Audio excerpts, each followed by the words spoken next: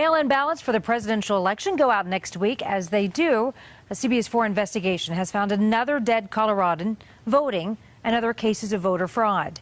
CBS 4 investigator Brian Moss breaking new information for us tonight, and you've uncovered a real problem, Brian. Well, of course, you know, it's illegal to take a dead person's ballot and vote in their place. But that's what we uncovered last month and again this month. 88-year-old Irvin Miniszewski of Loveland died on September 2011. 6 weeks after his death, a vote was cast in his name. We did find a single voter that did vote, a deceased voter that did vote, unfortunately. So a dead person voted? Dead person voted, yep. Larimer County Clerk and Recorder Angela Myers says that apparently fraudulent vote was uncovered due to the CBS 4 investigation, Dying to Vote, which found some dead Coloradans voted from the grave. Myers says after Miniszewski's death, someone duplicated the registered Republican signature on his mail-in ballot and voted. You definitely don't think this was an accident at this point, do you? I don't think so, no. I don't think it was an accident. You think this was someone intentionally voting fraudulently? I think someone signed Mr. Miniszewski's name to his ballot envelope, and that's fraud. Russia has warned the U.S. against any cyber attack on Russian organizations or individuals. The Russian Foreign Ministry spokeswoman says such a move would be a cybercrime. Maria Zakharova added that the White House is continuing to destroy relations with the Kremlin ahead of the November presidential election in the U.S. Zakharova described the U.S. allegations that Moscow attacked Democratic National Committee emails and the sites of other Democratic Party organizations as a lie. Her comments come after the U.S. threatened to give what it calls a proportional response to alleged hacking of American agencies and officials by Russia. The Obama administration also accuses Russia of trying to influence the U.S. election process. Now, Russia has warned against supplying anti-aircraft missiles to terrorist groups in Syria. We have noticed some Syrian opposition members demanded from their regional sponsors to deliver anti-aircraft missile launchers. We hope that our regional and other partners have enough common sense not to react to such demands. Russia will not allow anyone to threaten life of its citizens, including servicemen. Any unfriendly actions towards Russia will not be left without consequences. A Foreign Ministry spokeswoman said that any anti-Russia stance will elicit an appropriate response from Moscow. Warning comes amid reports that some regional countries may arm terrorists with ground-to-surface missiles. TAC-free militants in Syria have recently acknowledged that they received Grad missiles from their foreign backers. A rise in foreign support for terror groups comes as the Syrian army is advancing against them on several fronts. Meanwhile, Russia says that it's prepared to secure safe passage for militants to quit the city of Aleppo. A top Russian general said the move is aimed at freeing civilians and helping the delivery of humanitarian aid to the flashpoint city. Hillary and Obama created and manage ISIS, and they will do anything to distract the public's awareness of this undeniable fact, a fact born of the globalists' insatiable need to create an enemy and control both sides of endless wars and social engineering that add to the New World Order's trillion-dollar treasure chest. But times are changing, and the true enemy of humanity has been exposed. WikiLeaks have been dropping the cannon fodder for the past few days, and among the insults of religious leaders and minorities and communications that could harm national security, and a revelation that Bill Clinton was given $1 million birthday check from Qatar for pay-to-play access in Haiti. At the top of that heap, damning evidence that Hillary Clinton and Barack Obama, with the aid of Saudi Arabia and Qatar, gave financial and logistical support to the Islamic State and other extremist Sunni groups. The Daily Caller reported Clinton sent the email on August 17, 2014 to Podesta. It was an 8-point plan to defeat ISIS in Iraq and Syria. Clinton's email said that the United States should support Kurdish forces on the ground with U.S. military advisors and avoid the use of a conventional ground operation. The email reads, "While this military-paramilitary operation is moving forward, we need to use our diplomatic and more traditional intelligence assets to bring pressure on the governments of Qatar and Saudi Arabia, which are providing clandestine financial and logistics support to ISIL and other radical Sunni groups in the region. The key phrase being clandestine financial and logistical support. As usual, the United States is funding both sides of the war, just like Henry Ford, Prescott Bush, IBM, and AT&T aided Hitler, just as the CIA backed the Muslim Brotherhood during the Cold War and later funded and created Osama bin Laden. As Counterpunch wrote, former British Foreign Secretary Robin Cook told the House of Commons that Al-Qaeda was unquestionably a product of Western intelligence agencies.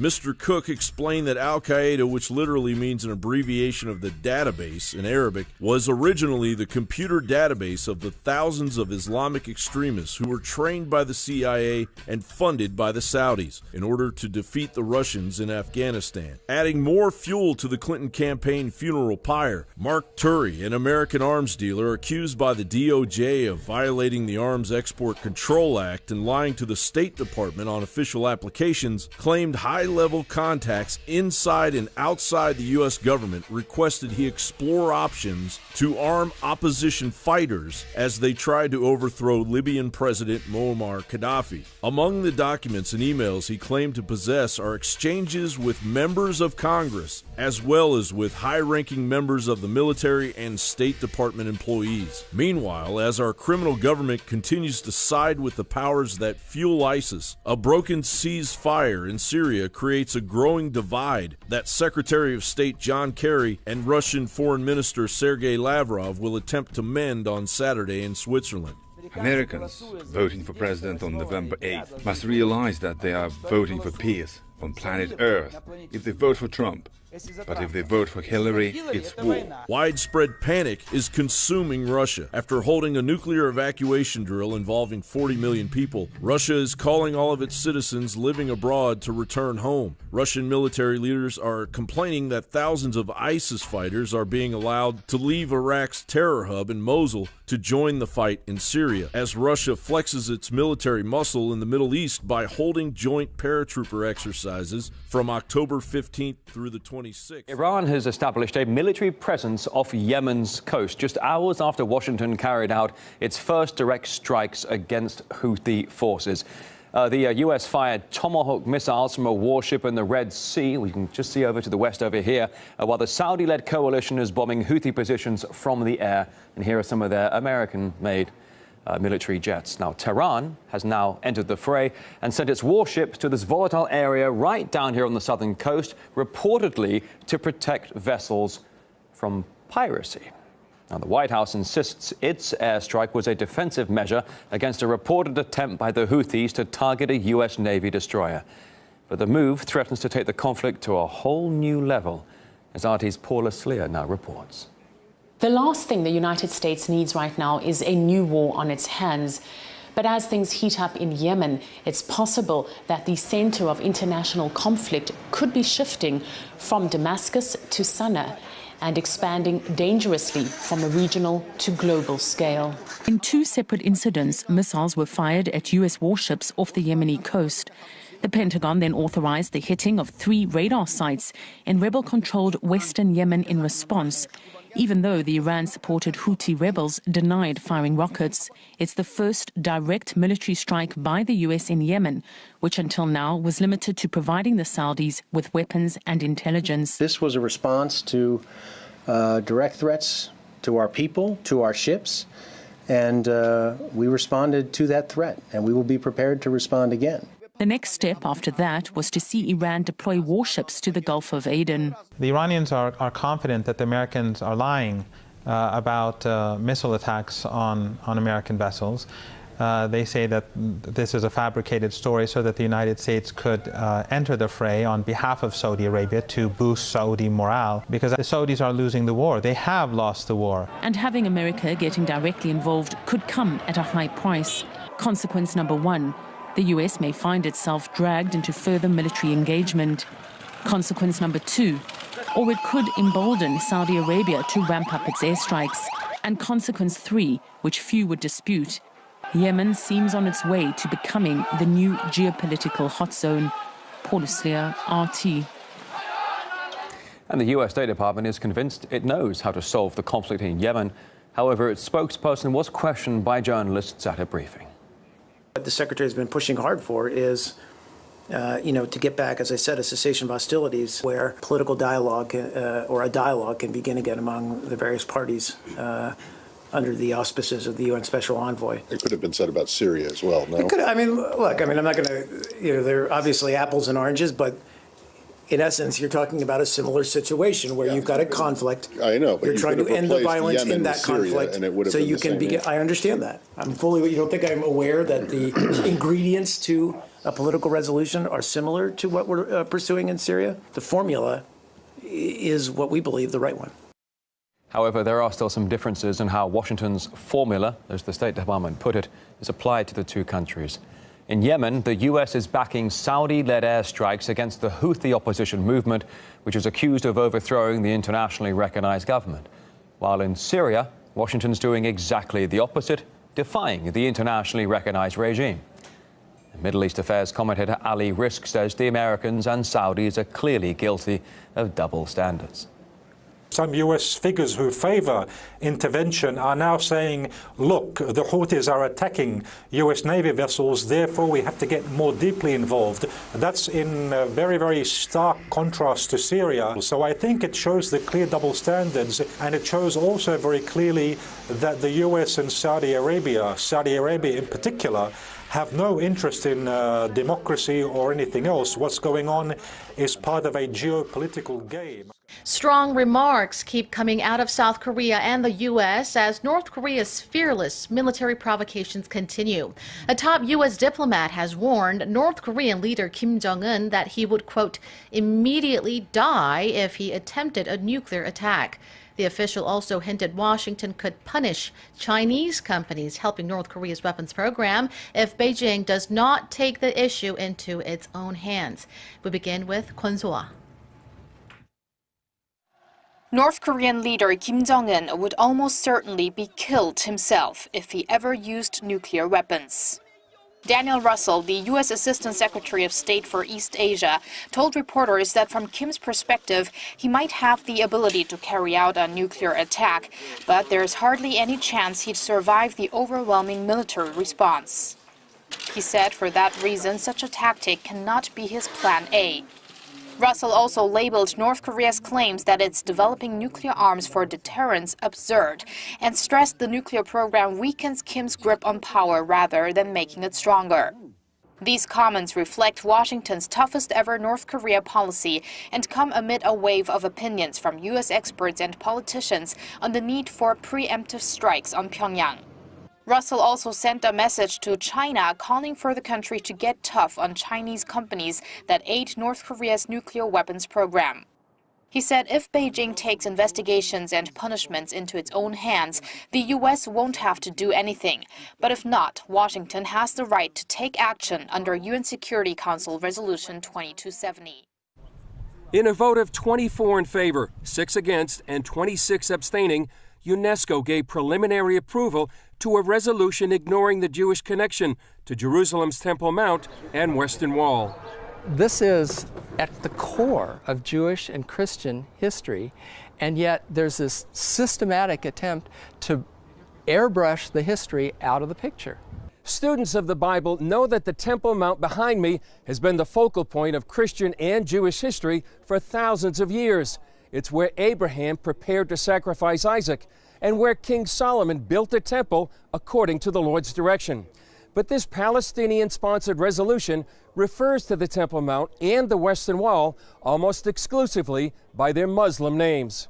On his Facebook and YouTube pages, Israeli Prime Minister Netanyahu said the UNESCO theater of the absurd continues. Even if they don't read the Bible, I would suggest that UNESCO members visit the Arch of Titus in Rome. On it, one can see what the Romans brought back to Rome after they destroyed and looted the Second Temple on the Temple Mount 2,000 years ago.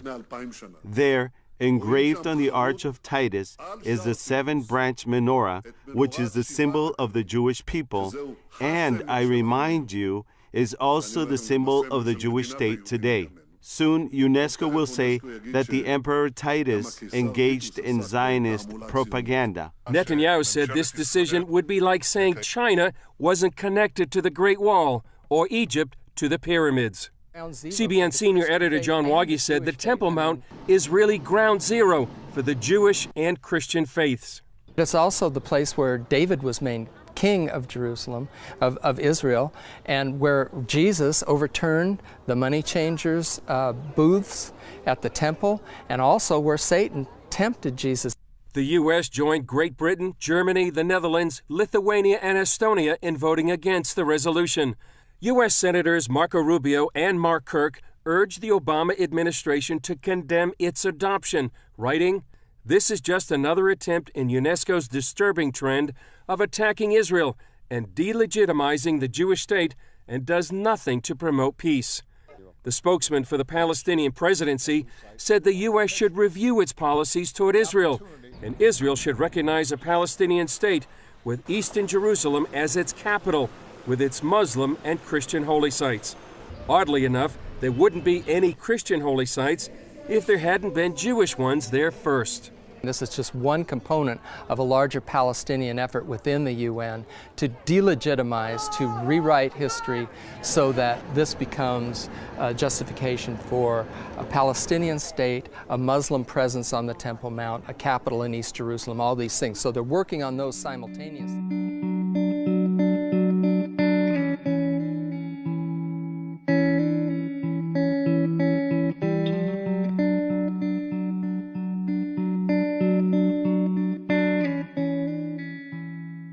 Russia of trying to influence the U.S. election process. Now, Russia has warned against supplying anti-aircraft missiles to terrorist groups in Syria. We have noticed some Syrian opposition members demanded from their regional sponsors to deliver anti-aircraft missile launchers. We hope that our regional and other partners have enough common sense not to react to such demands. Russia will not allow anyone to threaten life. And again, this month. 88-year-old Irvin Miniszewski of Loveland died on September 2011. 6 weeks after his death, a vote was cast in his name. We did find a single voter that did vote, a deceased voter that did vote, unfortunately. So a dead person voted? Dead person voted, yep. Larimer County Clerk and Recorder Angela Myers says that apparently fraudulent vote was uncovered due to the CBS 4 investigation, Dying to Vote, which found some dead Coloradans. Foreign Ministry spokeswoman says such a move would be a cybercrime. Maria Zakharova added that the White House is continuing to destroy relations with the Kremlin ahead of the November presidential election in the U.S. Zakharova described the U.S. allegations that Moscow attacked Democratic National Committee emails and the sites of other Democratic Party organizations as a lie. Her comments come after the U.S. threatened to give what it calls a proportional response to alleged hacking of American agencies and officials by Russia. The Obama administration also accuses voted from the grave. Myers says after Miniszewski's death, someone duplicated the registered Republican signature on his mail-in ballot and voted. You definitely don't think this was an accident at this point, do you? I don't think so, no. I don't think it was an accident. You think this was someone intentionally voting fraudulently? I think someone signed Mr. Miniszewski's name to his ballot envelope, and that's fraud. Russia has warned the U.S. against any cyber attack on Russian organizations or individuals. The Russian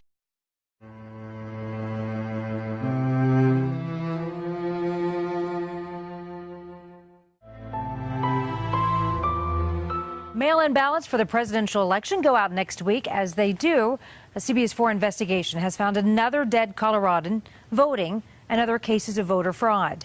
CBS 4 investigator Brian Moss breaking new information for us tonight, and you've uncovered a real problem, Brian. Well, of course, you know, it's illegal to take a dead person's ballot and vote in their place. But that's what we uncovered last month.